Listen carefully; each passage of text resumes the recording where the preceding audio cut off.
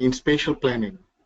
We'll be focusing at key protected areas and looking at how Malaysia tends to do the spatial planning for our country. Can we move on to the next slide then? Yes, just to give a sense of where Malaysia is, this is our beautiful planet Earth, the map. Malaysia is right here. Malaysia, you can see the peninsula and also West Malaysia, which is on Borneo Island.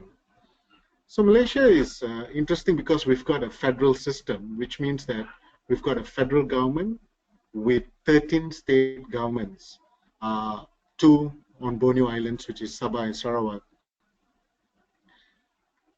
The federal constitution that we have has given the right over land, forests, water under the state. So this comes under state matters, which brings a lot of interesting perspective when we go into the realm of biodiversity governance. Malaysia has got a population of about 30 million.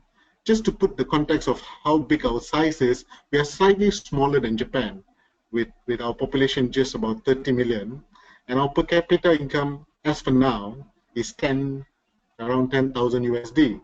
Malaysia is known as Malaysia Truly Asia. We've got a mix of diverse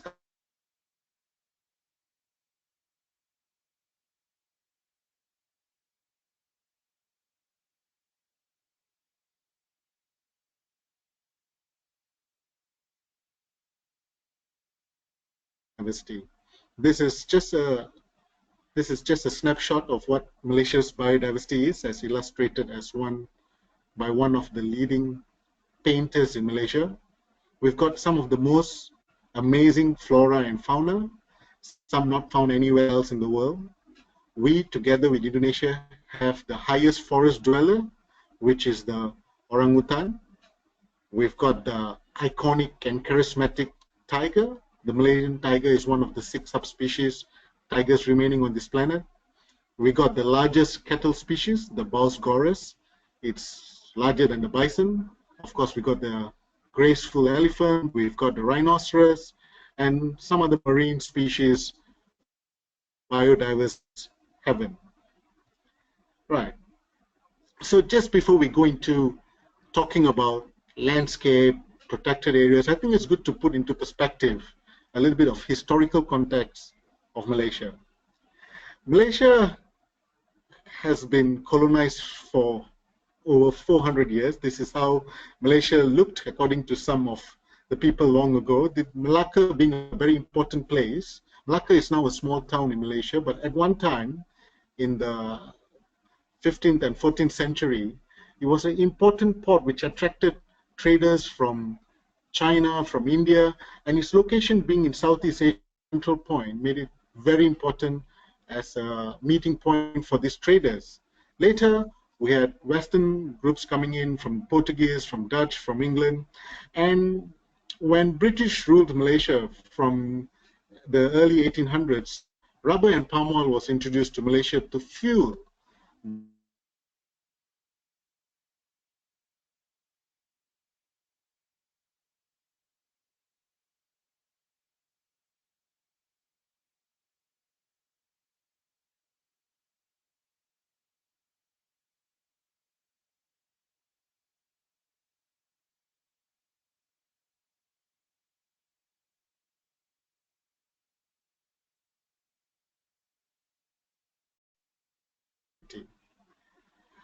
one of the very important move that the government did at that time was to set up a federal land development authority to consciously clear forest land in Malaysia and to plant with oil palm, rubber, sugarcane, and cocoa to enable Malaysia to come out from the clutches of poverty. And in 1957, our poverty level at that time in the World Bank figures, 52% of the population was under poverty level. So with these affirmative actions, you could see the latest World Bank figure in 2014 showing Malaysia's poverty level at only 0.6%. So these affirmative actions were very much needed. On the same time, of course, due to development and clearance of forest land for agriculture, our forests cover in 1957, this is Peninsular Malaysia, this is not whole of Malaysia, this is just Peninsular Malaysia, was 75%, and 2014, we have got 44% still covered with forests. So, so all these were due to visionary leaders that we had. This is our second Prime Minister's photo here. We had a very vibrant scientific community and also scientists who could, bridge the gap between science and policy, like the gentleman I'm showing here, Professor Zakri. We had a very dedicated team of farmers to make it all happen. While we had all this, one thing played a very big role in making Malaysia a powerful plantation nation, which is this, a weevil that revolutionized the palm oil industry in Malaysia. For example, this bug had saved Malaysia in terms of pollination. This bug is not commonly found in Malaysia. Until 1980, palm oil in Malaysia was hand pollinated. That means it was a very labor intensive. People had to go up the trees, pollinate the trees by hand. But in 1980, our scientists managed to find this weevil from, I believe, from Africa, and was brought to Malaysia, which saved Malaysia a lot. And this is a huge ecosystem service that this pollinator is providing Malaysia. So Malaysia currently, this is Peninsular Malaysia, and my talk today will cover mostly Peninsular Malaysia because of jurisdiction issues, which makes it easier for me to focus on Peninsular Malaysia as an example. This is what Peninsular Malaysia is now, as of 2010 figures that I have. We've got forests at 44.8%, agriculture covering 47.5%, and built-up areas, water bodies, which are about 1.9. So these are forest areas. The lighter green are areas which have now been used for agriculture. While we cleared our forests, of course, there are issues like anywhere else in the world. We have got human-wildlife conflict. This is a photo taken by my colleague, an elephant crossing the road in a highway connecting east and west coast of Peninsular Malaysia. We've got issues such as fragmentation and loss of forests, habitat loss.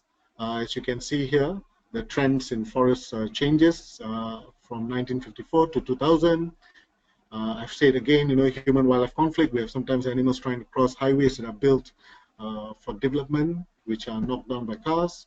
And of course, we also got this issue about traditional and cultural landscapes.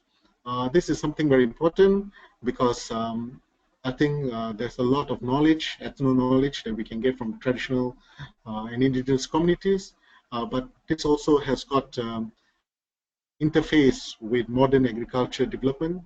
And Malaysia, because of its location, is also currently faced with poaching, and poaching is facilitated by development, because as with development we have more roads, so forest is more accessible, and that brings about poaching and illegal wildlife trade. In fact, it's been said that poaching is one of our biggest drivers of biodiversity loss in our part of the world. So while putting all that, I gave you a quick snapshot about how Malaysia, as a country which is not very old, we are only about 50 over years old. At the point of independence, our poverty rate was very high. Nearly half of the population was under poverty line, and we've brought it down to just 0.6%. And in the pursuit of development, we have seen how biodiversity has changed. But we in Malaysia now realize that we need to strike a balance. We need our economy to grow, and over the years we have moved on from being a very agriculture intensive country. Our GDP contribution by sector has moved on to industry and to services. If you can see here now, our economy is very much dependent on manufacturing, which is industry, and also services. And Malaysia has also made a pledge in 1992 at the Rio Earth Summit. Our then Prime Minister made a pledge to keep 50% of our land under forest and tree cover. And in 2009 in Copenhagen, our current Prime Minister augmented the pledge to say that Malaysia will keep 50% of the land, and here I'm talking about Peninsular and also West Malaysia, 50% of our land under forest cover in perpetuity. So this is very important, right? So this balance has to be reached, and And this is just to show what is our current forest cover. Our current forest cover for Malaysia is 54.5%.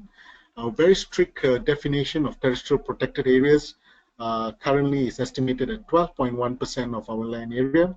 But if we follow the definition of the Aichi targets, our terrestrial protected areas could even be more. But of course, this is following a very strict definition of what protected areas are. This is a beautiful shot taken by another colleague of mine working in this beautiful landscape in northern Malaysia in the Belum rainforest area of a family of elephants having a morning get together. It's a really awesome sight, just for you to just sharing with you guys out there. And to help Malaysia reach the balance to develop in a sustainable manner, to keep our forest area, we have got in our Peninsula Malaysia, we've got very important, huge area of protected areas. Hence, then, we need proper spatial planning. And in Malaysia, our country is driven by 5-year plans. That means we've got every 5 years, we've got plans at a macro level generated by the Economic Planning Unit of the Prime Minister's Department, which covers many areas. It covers rural development, it covers environment, it covers healthcare, it covers education. So this is a guide for Malaysia 5 years. Now we are currently in the 11th plan, which just started in 2016 and will go till 2020. And we've got this very important document, the National Physical Plan, which guides how Malaysia's land use will be, especially in Peninsular Malaysia. In fact, this document is used for Peninsular Malaysia, and this document is supported by sectoral policies. And this is at national level and is then cascaded down into regional, state, and also local level plannings, hoping to fuel our Vision 2020, which is a vision to be a fully developed nation by the year 2020. And this is just an illustration. We've got currently the 11th Malaysia Plan, which is supported by the National Physical Plan 2, which gives the direction on how our land use is done, which is supported by the biodiversity policy. This is the revised version. We had a policy, biodiversity policy 1998, and now it's revised 2016 to 2025. It was just launched. We've got a food, agro-food policy. We've got a very important central forest spine, and I'll be talking a lot about this, a national strategy for agriculture biodiversity, and a tiger action plan. A tiger action plan makes sense because tigers are apex predators, and conserving tiger, we hope it will conserve the bigger, wider, larger group of biodiversity. Right. So this national level way of doing policies and planning will also help Malaysia to meet its Aichi biodiversity targets, the Sustainable Development Goals, and other important agreements, including probably the Paris Agreement if Malaysia rectifies it in the near future. So this is how it's done in context of Malaysia's national circumstances while meeting international obligations. So the goal of the National Physical Plan is to establish of an efficient, equitable, and sustainable national spatial framework to guide the overall development of the country towards achieving a developed and high-income nation status by 2020. So the objectives of this plan, there are 5, but I think what will really interest all of us is number 2, which is to optimize utilization of land and natural resources for sustainable development and biodiversity conservation. So this is the National Spatial Plan. And the National Spatial Plan, too, has got a very important component and a document that has come out of it, which is called the Central Forest Spine, or popularly known in Malaysia as the CFS, the Central Forest Spine. And what does the Central Forest Spine do?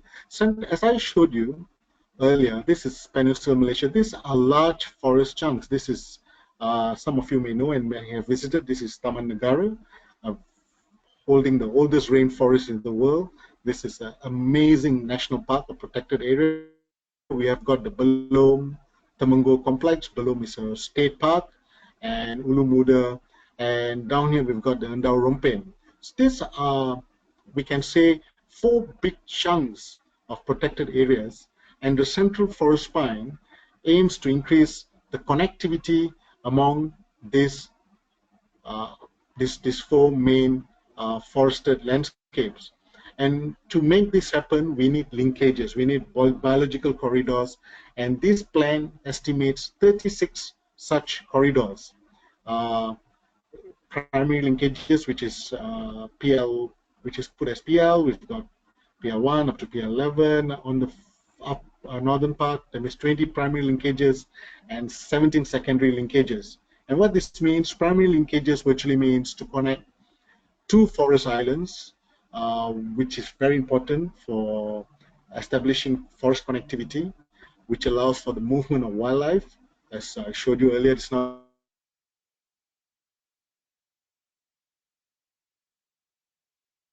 move, and it allows for genetic resources and ecological functions. And these areas are located between two most important blocks of forests, which you can see. These are areas which we need to connect. Um, and these linkages require a lot of interventions, such as acquiring land, probably, to ensure there is a connectivity between forests. We have also invested quite a bit in building smart green infrastructures, areas where there are currently roads moving. We have to build ecological corridors called smart green infrastructures. Whereas the secondary linkages, where land is degraded but still important to put connectivity. It's done in a stepping stone manner, which you can see in this picture. The secondary linkages where it's stepping stone, where animals can still move, especially small animals. So this primary and secondary linkages, 36 in total, are important to create this very important connectivity under the program called Central Forest Spine. And our progress so far is we believe for buy-in because, as I said earlier in my introduction, Malaysia has got a federal system with 13 state governments, and these state governments have got right over land, over forest, over water. So we need some kind of general overall coordination. And the National Physical Council, as you can see, is chaired by the Prime Minister himself. And the National Physical Council, National Physical Planning Council's meeting is attended by all state governments, and this is how coordination is done. And this whole CFS and physical plan is also got an interface with the National Biodiversity Council, which is chaired by the Honorable Prime Minister. So the CFS was approved in 2011, and I've used the acronym here. NRE means the Ministry of Natural Resources and Environment is been given the mandate by the Cabinet to coordinate. So to coordinate this whole thing, we've got a steering committee, which is chaired by the Ministry of Natural Resources and Environment, which technical committees by the Director General of Forestry Department, Peninsular Malaysia, with technical committees at every state involved in the CFS, which is chaired by the Director of the State Economic Planning Unit. So this is how we monitor and coordinate the implementation of the Central Forest Spine. So this is the institutional arrangement, which is very important to ensure the success of that plan. This is something I'm showing you. This road usually used to run on the ground, and this is an important habitat linking two forests. So we have invested to lift up and make viaducts. These viaducts are very important for big mammals to cross, and this is initial stages, and this will eventually be replanted, a forest kind of environment to allow big mammals to cross. So this is primary linkage 8. This is just to show where the location is. This is a highway in the northern region of Peninsular Malaysia. And this is another success story at primary linkage 2, where the state government of Perak has gazetted a very important land area of 18,000 hectares called the Aman Jaya Forest Reserve to build connectivity between two very important forest blocks. So this is another example of how to connect forest protected areas. And we realized to do a revolutionary project like this, Malaysia cannot work alone, and Malaysia is thankful to the Global Environmental Facility and to our colleagues in UNDP, where we have now got a project to assist us in implementing the CFS, a project which is called Improving Connectivity in the Central Forest Spine. And this objective is to ensure the sustainable usage of land and forest management in the Central Forest Spine, with the aim to secure critical wildlife habitats in order to conserve biodiversity and to maintain a continuous flow of ecosystem services. This project also has got a very important component for biodiversity financing, which will enable us, because that's the biggest issue. Financing for biodiversity is a very big issue, so this project also has got elements of it to look at new and innovative ways to finance this central forest fire. And this project also has got an important element. I put a tiger here. Probably the tiger here is yawning. I think it's getting tired of my talk. Probably you guys are also. This is a Malayan tiger looking to us. This project has got an important component of tiger in it because, as I said, we've got a national conservation action plan on tigers, which means conserving tigers conserve biodiversity. And just to put on record, Malaysia is one of the say 12, some people say 13, 12 tiger range countries, and we support the doubling of tigers. We currently have about 300 tigers remaining, wild tigers remaining in Peninsular Malaysia. So while all this is done, I also like to share with you challenges.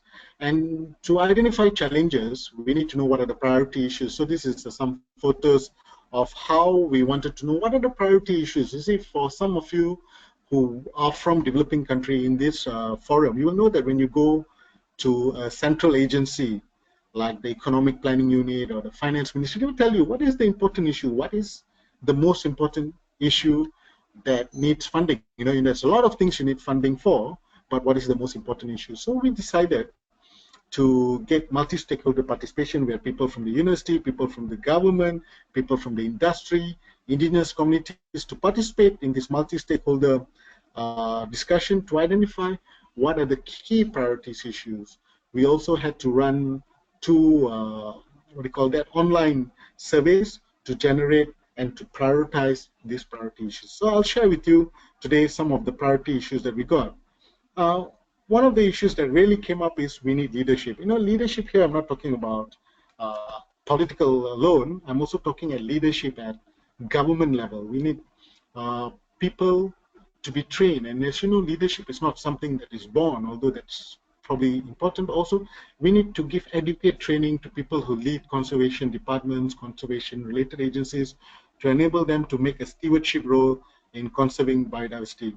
Of course, the big issue about funding is really crucial to enable conservation.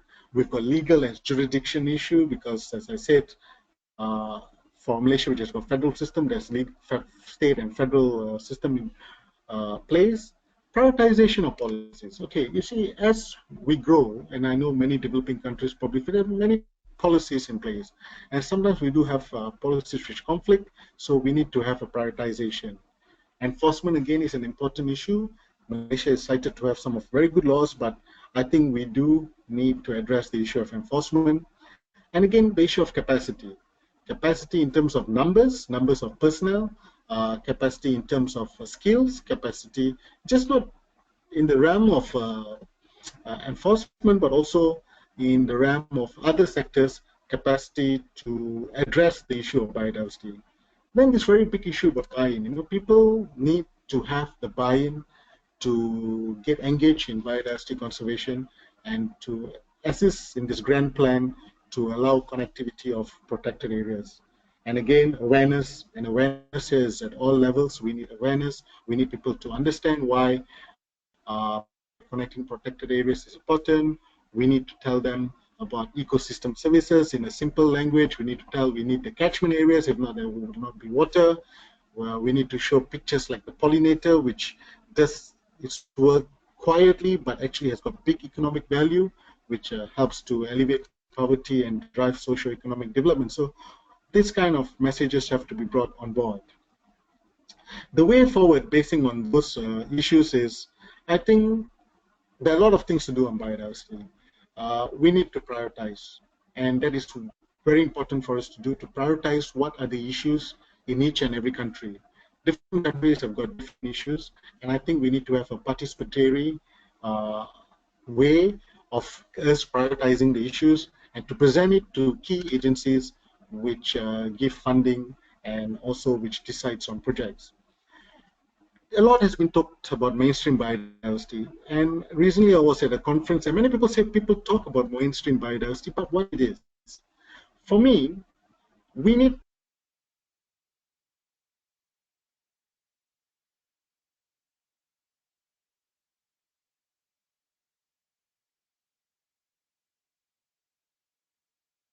is. To use normal medium, the normal media, the normal mainstream media, changing language that is in all these scientific publications into layman's language so that policymakers, uh, people who really want to make a change can get access to these documents, because not everybody gets access to journals unless they're open source journals. So this is very important. And when we talk about knowledge, it's just not modern knowledge. I think we also, especially in countries which still have rich indigenous and local communities, I think their knowledge is very important because they have been custodians of forests. They know the forest better than many of us. So I think their knowledge will also have to fit into the loop of making an informed decision and making policies. And one more element that is very important in mainstreaming biodiversity is education. I, I strongly feel that biodiversity has to be a subject from primary, if not kindergarten, secondary. It has to be not a standalone subject. I know it might be difficult, but at least it's there, it's taught to children, and not only taught, but I think what is also important, experiential learning. If you do not know what biodiversity, if you do not go out there, be with nature at a young age, you might not know how to love biodiversity, and that's very important.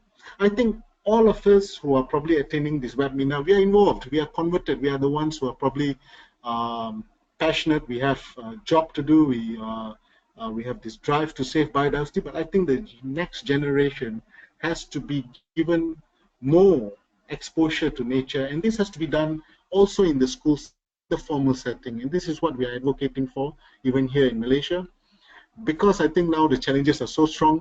Every child is in front of a tablet or in front of a phone playing some games, but I think we also need to take them out so that they, as future leaders, will know what biodiversity is. Just not the theoretical part of it. Learning alone is not enough, but they have to have experiential learning.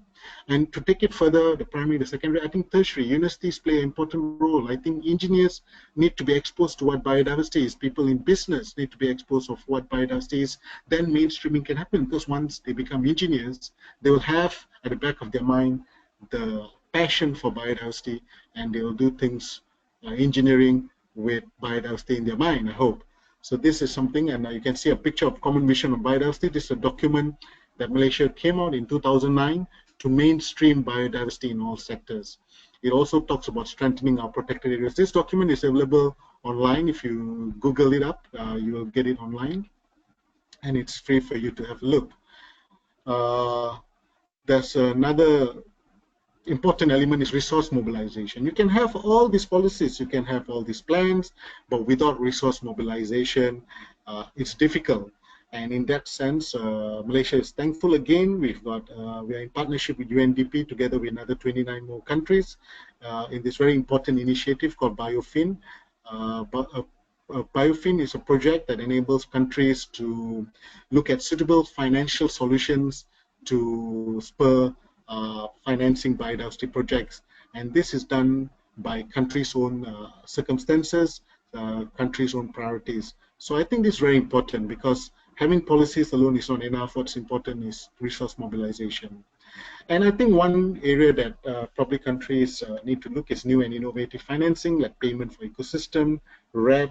So all this will really help. Biodiversity is important. Biodiversity needs to be also looked in new perspective in harnessing the bioeconomy potential. Many, like in Malaysia, our rainforest probably houses a cure for some medicine which we still do not know. So we need to encourage bioprospecting, which is done with a proper access and benefit sharing regime in place, while taking into account the rights of indigenous and traditional knowledge and the custodians of those knowledge. So harnessing the bioeconomic potential is important. Another angle to it, Malaysia, for example, is the 9th most visited country in the world. I will encourage all of you, if you have opportunity to visit Malaysia. It's an interesting place. As I said, it's got mixed culture, diversity, amazing food, amazing cuisine, amazing picturesque places, amazing biodiversity. But I think sustainable tourism also can be an area for us to generate socio-economic development at all levels. Another important thing that I like to say as a way forward, awareness is important. I think many of us in our country, many people are aware. But what's really important is awareness that is translated to change in attitude, in practice. Being aware alone is not enough. We need people to change their attitude, their practice, to live in harmony with biodiversity. That is why, as I end my slide, I'll be showing you something. Malaysia's URL, that means internet domain is .com or .org, .my, right? .my, which you see here. So what we tell people is Malaysia, my biodiversity, my biod is my life, my heritage, my future. This is so important because it is very true. Our biodiversity is our life. Our biodiversity has shaped our heritage, and biodiversity is our future. We want this to resonate in the hearts and minds of all Malaysians. We have to inject it into their DNA because they need to have the awareness, and awareness which is translated into action to conserve Malaysia's biodiversity. If you want to know more about Malaysia's biodiversity, you can visit our clearinghouse at www.chm.frim.gov.my, and my email is here if you have anything to ask, to contact me. With that, thank you very much. Thank you so much for the very stimulating presentation. We'll start taking questions now. The first question is someone that has their hand raised and then also has typed a question in the box. And I'm probably not going to pronounce your name right, but it's Stupido. I'm going to unmute you now and have you ask your question. Thank you very much for the beautiful presentation. But I also wanted to know from your country is that what is the kind of monitoring and evaluation framework you have to assess the effectiveness of your protected areas? Can you come again? I didn't. Can you get the last bit of your question, please? Yeah, the question is that you may have a very good protected area system, you may have Yes. your corridors, but Yes. do in your country have a framework to monitor the effectiveness of your protected areas? Do you have Right, a right. framework? Right. I mean, we have used the METT tool to look at the effectiveness of protected area. Currently, as I said, we also, besides the CFS project, and we have got another project for the sustainable financing of protected areas, another project again under UNDP, which is looking at these important protected areas to look at how effective they are. We are actually trying to, as I have to admit, I mean, these protected areas, some are managed by federal government, some are managed by state governments, so there's different levels of what I would say efficiency. So we are now undergoing a 4-year project to try to see how we can come up with a uniform system of protected area, that means a uniform protected area system, and to enhance the capacity of all these different managers of protected areas. Thank you. Thank you. Thank you. Thank you. Okay, the next question was typed in, and the question is, what would be considered a forest? Are plantations designated as forest? Okay, plantations are not forests. Palm oil is not a forest. It depends who defines it. We take forest as it is. Plantation is not forest. Plantation of palm oil is not considered forest. Great, thank you. The next question is from Carolina. I'm going to lower your hand now. Carolina, please ask your question. Thank you very much. Good morning. Could you please explain how have you reached the necessary institutional arrangements for such an ambitious strategy? In my country, it's I think it's a factor, the most complex factor to reach honest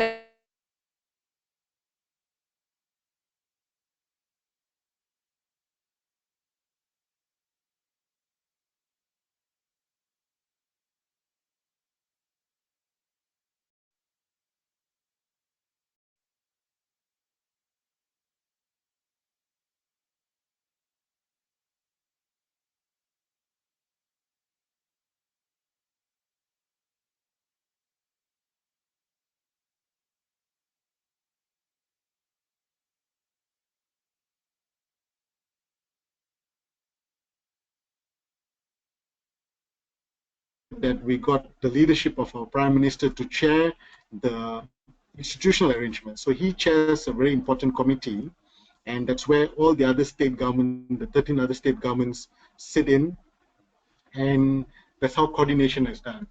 I mean, it's not all, of course, a bed of roses, but I think we must get leadership on board. Leadership is very important, and this document, the Central Forest Plan and the physical plan, is adopted at the highest level and to enable better buy-in. So there are a lot, while we develop this document, there's a lot of dialogue, there's a lot of negotiations with the state governments, and then this is brought up, and then it's agreed upon.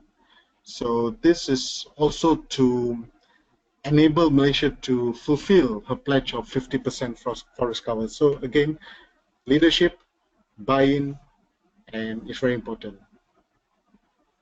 Okay, thank you. Yeah. Thank you so much. Okay, next question is a write-in question. And actually the question didn't come through. Jose, it just says, hi, my name is Jose. Hello, Jose. Oh, did it happen earlier? Okay, I see it now. It's a little bit lower. It says, I want to know if Biofin can finance the project from the person or a group of people. Okay, I wouldn't know whether Biofin could fund a group of people, but I know if your country is eligible for JEF funding, you could talk to people in UNDP to see whether you could get on the Biofin project. It's an interesting project. At the moment, there are 30 countries. They have got a web page. I'm speaking on behalf of UNDP here, but I will advise you to go to the Biofin web page to see how you could participate in the Biofin. Yeah, that's the best way to go ahead. Thank you. Excellent suggestion. There's an administrative question. Will there be PDFs shared of the presentations? Yes, there will. We hope to share them within 48 hours. The next question is on mainstreaming biodiversity. And the question says, mainstreaming biodiversity involves translating the science to make sense across the board. How best can this be done efficiently in an economic setup to financially evaluate the ecosystem services provided by protected areas? Good question. I mean, you see, again, yeah, this word mainstreaming biodiversity actually is not new. When the CBD was negotiated, we have always stressed the need to integrate biodiversity into all sectors. This is actually what mainstreaming is. So if a country has recognized that it needs to have a protected area system, that's very important. And I think the other policies, like the area surrounding the protected areas, which are governed by other agencies, I think they have to take cognizance of the need to be mutually supportive of the protected area so that the protected area still could give its ecosystem services. And for this to happen, what Malaysia did was Malaysia took a pathway of having a clear document on what mainstreaming is. It came out in 2009. It's called the Common Vision. I'll just show it. I don't know whether you can see my slides though. It's called the Common Vision, and you can Google it, Common Vision for Biodiversity Malaysia, and you will get the documents. So that is one way. That means we came up with a very clear document on Common Vision, which looks at how to mainstream biodiversity in all sectors.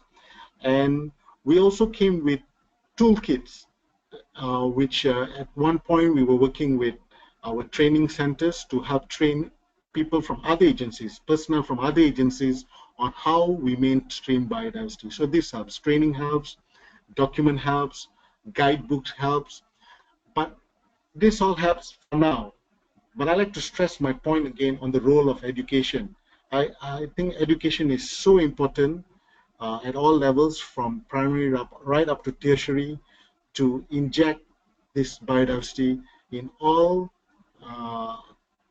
sectors of learning, let it be engineering, business, and others. So this will help in future for us to mainstream biodiversity. Thank you. Great, thank you. Okay, next question. How do you deal with human populations and local communities in the zones of forest connectivity? Okay, in Malaysia, we have taken a policy that indigenous and local community can continue to stay in the areas that we are protecting because they have lived in that areas. They have a system to manage the forest, and they live in harmony with the forest. We are, of course, now trying to look at, as economic is growing, we're also trying to see how they could get alternative incomes through tourism, through the utilization of their knowledge with regards to bioprospecting, so that they get a fair share of benefits if there's any commercialization of bioresources which was developed using their knowledge. So these are things that we are looking at, helping us, providing alternative incomes to them. So the basic premise is we are not moving them out of their areas. They still stay in their areas because they know to manage the area best. They are given alternative livelihoods through tourism, through bioprospecting, and other activities which is mutually supportive of our conservation objectives. Yeah. Great, thank you. The next question is a live question, and it's from Georgie. I'm going to unmute you now and lower your hand. Please ask your question. Hello, can you hear me? We can hear you. Yeah, we can hear you. Thank you very much for the interesting presentation. You mentioned the presentation on planning on different levels, level 1, level 2, level 3, on your presentation. So my question is how this different level planning is arranged along the time. I mean, the time. How is it done? I mean, bottom up or top? I mean, first local and then national, or is it parallel going in parallel, or how is it done in reality?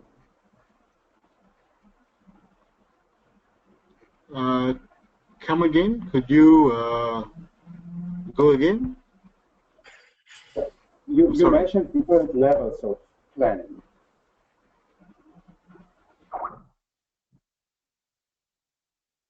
Yes, and my question is, you are first planning on local level and then regional level and country level, or how is it done? I mean, planning process itself. Okay, that's okay. Thank you. I got your question. Okay, we've got a national physical plan, which is done at the national level, and later, as I showed in one of my slides, which I'm going to go up quickly to, yes, this national physical plan is then translated at state level, which is at regional level, at state level. That means at sub-national level, into regional or state structural plan. So they have got their plans, which is based on the template of the national plan to suit the development at the state level. And then at a local level, but yes, at a local level, they've got the local plan and also special area plans for areas which are sensitive to environment and that kind of thing. So this national plan is used as the main document at national level, which is then followed at each state with state structural plans. Yes. Thank you very much. Thank you. Yeah. Thank you. Okay, next question is another live question. Let me just scroll down to it. From Renita. Renita, could you please ask your question? Are you there? There's her mic is actually gray.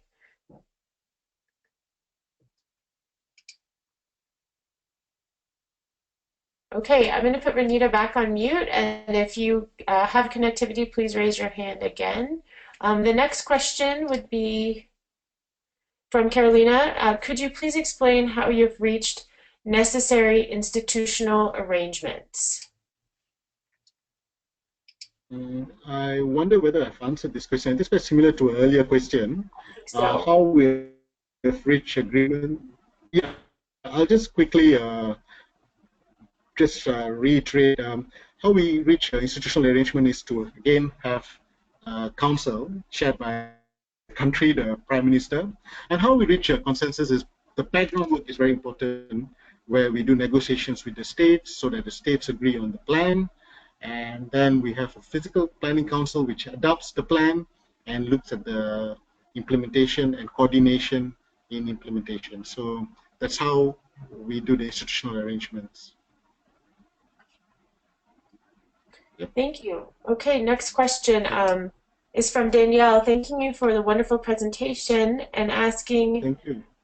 if you had or you're having any critical issues with local people or local government to implement the Central Forest Spine, and if so, how are you dealing with them? Okay, I will be very frank. I mean, one of the biggest issue is funding. Funding is a big issue. As you can see, to implement a plan like this requires a lot of funding. So we do not have the solutions. So in some areas where there's a critical need of a link, we are working with state governments together with Economic Planning Unit, and we are building corridors such as this, the smart green infrastructure. And realizing that this project is very, very challenging in its way, we have, as I said, we are now teaming up with UNDP and Jeff to look at one component of this project. And you could get the project document online. If you go to Jeff's webpage, GEF's webpage, you can go to Country Malaysia and you download the whole document. You will see one important component is looking at sustainable and alternative financing to fund the CFS. So that's something that is ongoing. It's a 7-year project.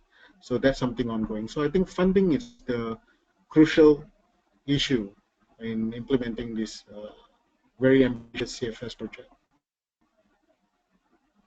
Yeah. Great, thank you. Next question, which protected area regime do you think works well in Malaysia? Which protected areas works well in Malaysia? Okay, we have many protected areas. I will just show a very quick one. In Peninsula, what I'll show you is Peninsula. Most of these protected areas have got very strict laws, like the Taman Negara of Malaysian National Park. It's in the central of Malaysia, and some others are protected by state laws. All these laws are very strict. So if you come and visit them, they function still well. They're well protected. They're well managed. But of course, some protected areas do lack manpower. And as I say, we also lack people to manage the parks. The numbers are small, so we are we are having problems with encroachment.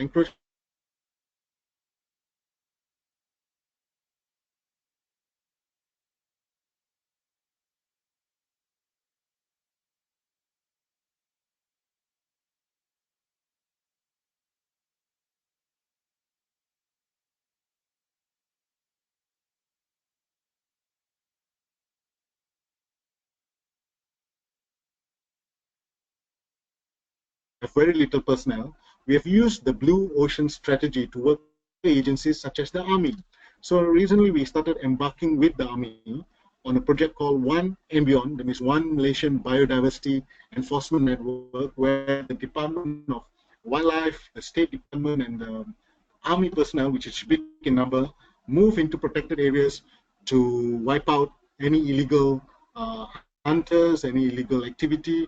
So this has proven quite well. So if you come to Malaysia, especially the peninsula part of it, which I'm talking about now, these protected areas are rather well kept, and it's interesting. Though, as I said, there are challenges, and we are addressing it. Yeah. Great, thank you. Next question is from Abigail. Is there something wrong with the sound? There does seem to be a little bit of sound going in and out, but I hope that you can hear. And if you had significant problems hearing, we are recording it and we'll post it later. Next question, were there no objections from the private sector investors? Were there no conflicts of interest? Okay. Well, as I say, you see, main stakeholders, one of the main stakeholders is, of course, private sector, plantation owners. Some of the links do have plantation people, And in implementing CFS, I think we need to talk and negotiate with them. And in our common vision of biodiversity, one of the areas that we are tackling is also to mainstream biodiversity in the sector. So I think the plantation sector is taking cognizance, and the industry sector is taking cognizance of the need to support. So there are a lot of dialogue, a lot of awareness, there are a lot of materials being produced. In fact, there's materials being produced to assist the industry to support this initiative. And I think both the UNDP projects, the CFS project, the Central Forest Spine project, and the PA project have got components to also facilitate this dialogue between the various sectors towards a common goal. Yeah. Thank you. And there was a bit of Thank you. audio issue when you were answering that question. Is there any way that you could restate it one more time? The answer you just provided. Oh, the answer that I just provided again? Yeah, there was an issue with the audio during most of your Okay, no problem. Sorry. Sorry about that. Yeah, no problem. Sorry about that. As I said, one of the main stakeholders in this whole biodiversity governance is, of course, the industry, and in Malaysia in particular, it probably is the plantation sector and other sectors like mining as well. So through the document common mission that we came out in 2009, it's got supporting documents to facilitate industry, plantation sector to come on board to assist Malaysia in a common mission of biodiversity, which among others talks about mainstreaming biodiversity and strengthening protected areas. So this document also has come out in a couple of versions, like mainstreaming biodiversity in the landscapes, biodiversity in riparian zones, which we have shared with a vast number of people, including the industry and also the plantation sector. And I think the plantation sector is also now taking cognizance of the need to be in harmony with biodiversity, and they're taking steps towards that. And this has also been facilitated by the two UNDP GEF projects, which is done in Malaysia, which is the CFS project, the Central Forest Spine project, and the Protected Area project. These are two projects funded by GEF, which also, among others, has components for awareness, and this awareness is also trying to reach out to all the stakeholders, including the industry and the. So with that, we hope they will assist us in this pursuit towards mainstreaming biodiversity. Thank you. Thank you. Next question. In Malaysia, do you have national citizens to develop your conservation projects? This is from David in Mozambique. Oh, thank you, David. Hi there from to David in Mozambique. You see, what happens when we get GEF projects is we will try to identify when we get a GEF allocation at a term. Like now, we have a national brainstorming. Like we have a national with NGOs, everybody participating, and we try to look at what are the priority issues. And this is also guided by our development plans, our 5-year micro plans. We look what is the direction the government is directing the people, and we also look at our commitments and obligations under the CBD, under other multilateral environmental agreements, including climate change. Of course, there's a huge climate change component under GEF as well. So we look what are the global commitments, we look at what is the national direction, and then we look at what is our need, and we start to develop big ideas. Say, for example, I'll give a quick example. When we came out with the CFS, we said we need the CFS project. We need a project to help us link. So it's very nationally driven. So we come out with a PIF, a project identification form. We do that. Of course, I also take into, we have to recognize the essence of technical people that some intergovernmental organization use to assist us to develop a full project document. So that happens. So identifying a project is nationally driven, but to develop, sometimes, in GEF, to get GEF funding, the project has to be GEFable language, the word GEFable language. So I know many IGOs do hire professional document writers to help countries. So that's only where we get foreigners involved. But again, I like to repeat, the identification of a project, the prioritization is all nationally driven. Thanks. I hope that answered you, David.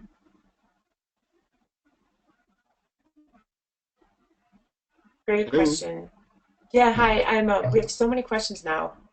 Do you plan to increase the percentage of your Do you plan to increase the percentage of your protected area system?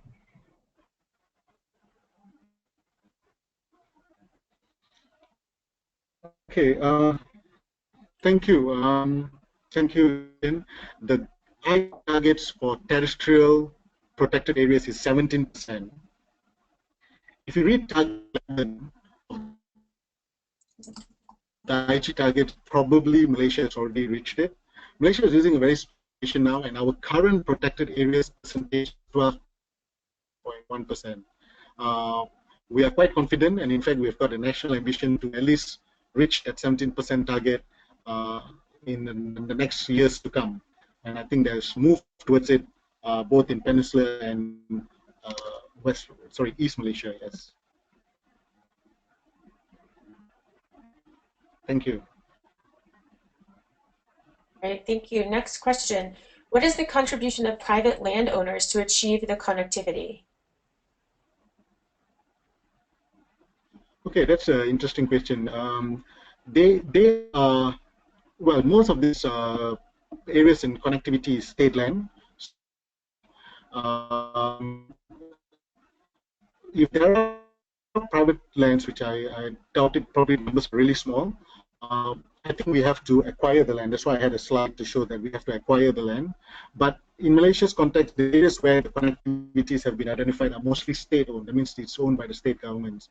So we still need negotiations for the state with the states to do some land use change to make it to create that connectivity. Thank you. Okay, next question. When you set the corridors, do you face any problems with the government? Okay, that's an interesting question.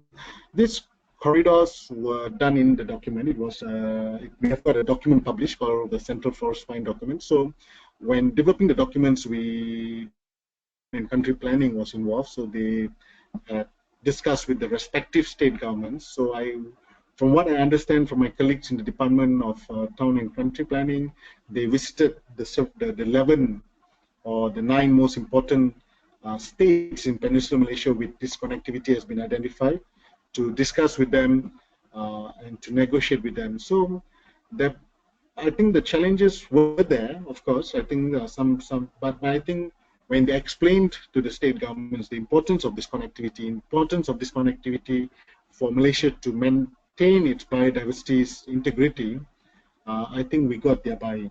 So that is why this document has been brought up right up to the attention of the Prime Minister, which chairs the council, and it's been endorsed at the National Physical Planning Council. Yes.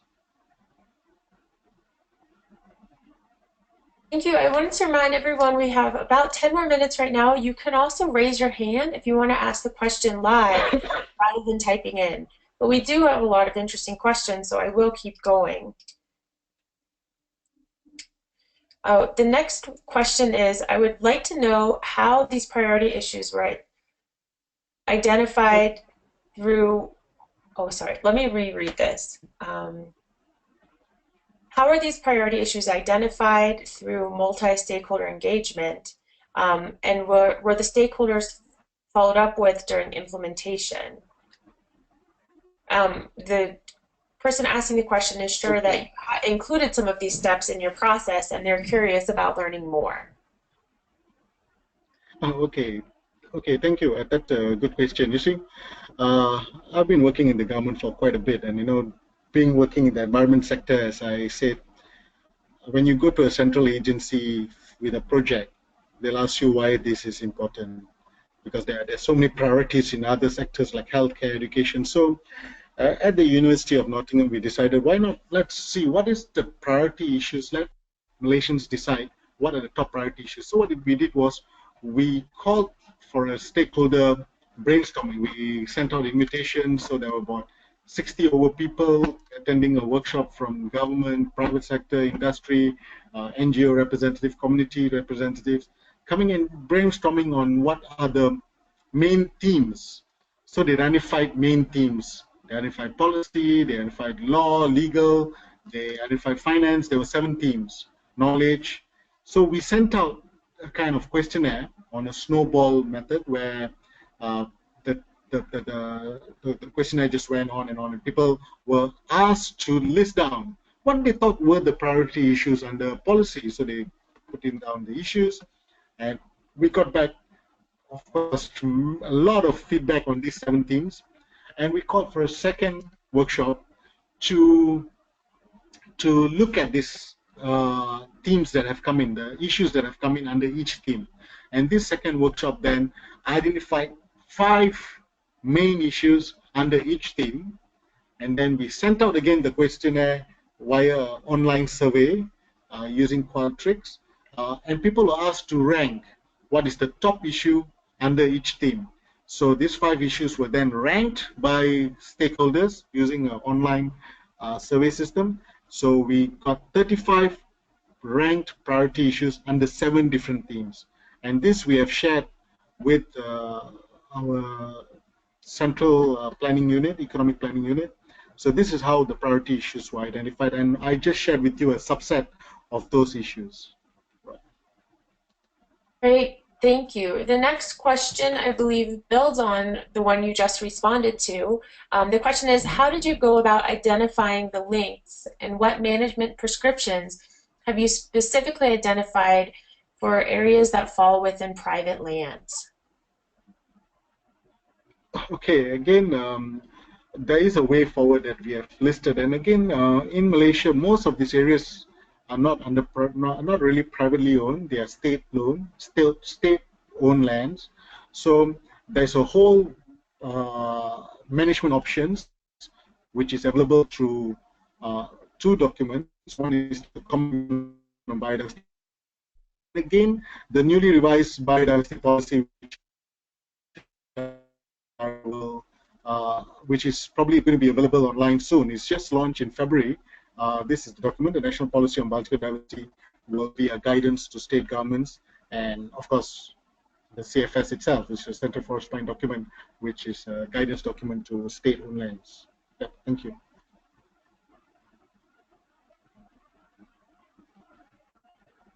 Thank you. Question already answered, question already answered. This is great. Okay, you mentioned that Malaysia is thinking of to unify the system of managing protected areas. Is it better to have different levels of protected area management, such as federal and state, or one level at the national scale?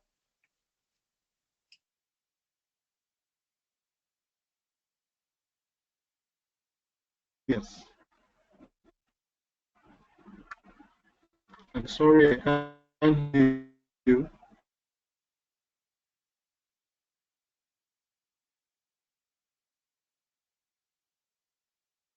Or one level at the national scale?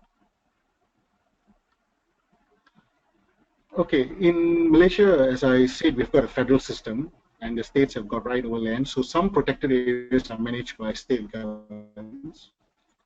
There has been a policy call for us to have a national system, a national PA framework, a national PA framework in place, I mean, a PA system in place, which at least have some common elements that run through all the protected areas. The area is managed by different authorities, so they have got a different kind of uh, background to it, and also management plan to it. So while they are strictly protected areas in their own sense, I think what's also needed is for us to have a kind of national system in place, and that's what we are trying to do under the PA project. The reason for this is at least we have some uniformity, it's so that we get better coordination, and we can have more implementation at different levels of management. Yeah. Great, thank you. We have time for one more question. I'm just going to scan and see if anyone's raised their hand. No. Okay.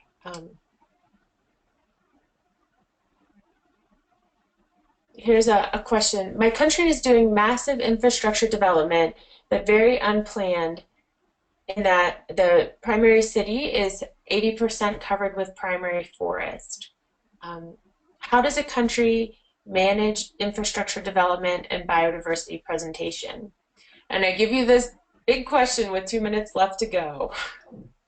Okay, that's a very important. You see, Malaysia, as I said, when we got independence, we had a lot of land, right? We had nearly 80% of our land under forest, but we had also huge amount of poverty. I think a country needs to address poverty issues first.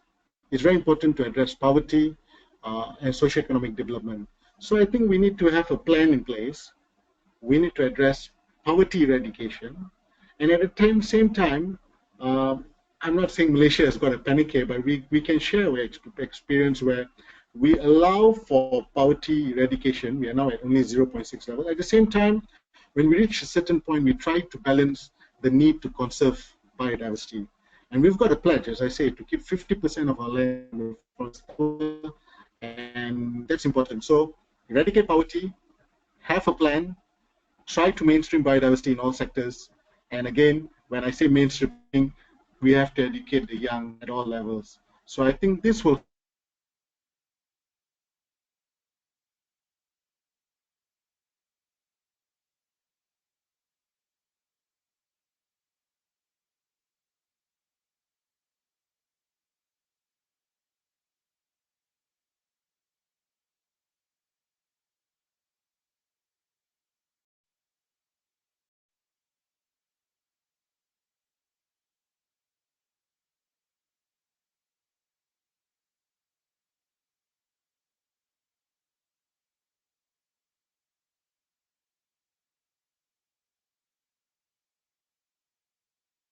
Force room.